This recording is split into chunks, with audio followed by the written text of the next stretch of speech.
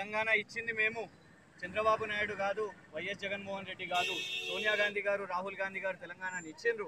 అందుకే వారి హక్కు కాబట్టి మరి ఆ తెలంగాణ రైతుల పక్షాన పోరాటం చేయడానికి ఈరోజు రాహుల్ గాంధీ గారు ఒక ఉద్యమాన్ని మొదలు పెట్టడానికి, అది తెలంగాణ నుంచి మొదలు పెట్టాలని, ఆదిలాబాద్ నుంచి మొదలు పెట్టాలని ఇక్కడికి వచ్చి రైతులకు నేను మీతోనున్నా, ఈ పోరాటాన్ని నేను లోక్సభలో కాదు గల్లీలో కూడా వినిపిస్తా అని ఈరోజు పాదయాత్ర చేస్తున్నారు.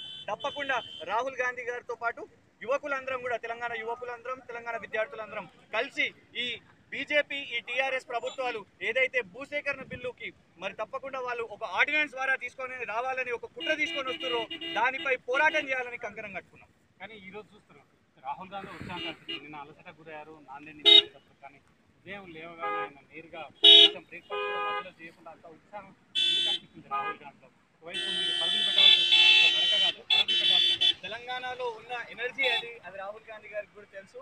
అంతేకాకుండా రాహుల్ గాంధీ గారికి చాలా ఫిట్నెస్ ఉంది. అందుకే ఈరోజు చాలా మంది యువకులం కూడా వారి వెనుక పరిగెట్టాల్సిన అవసరం ఉంది.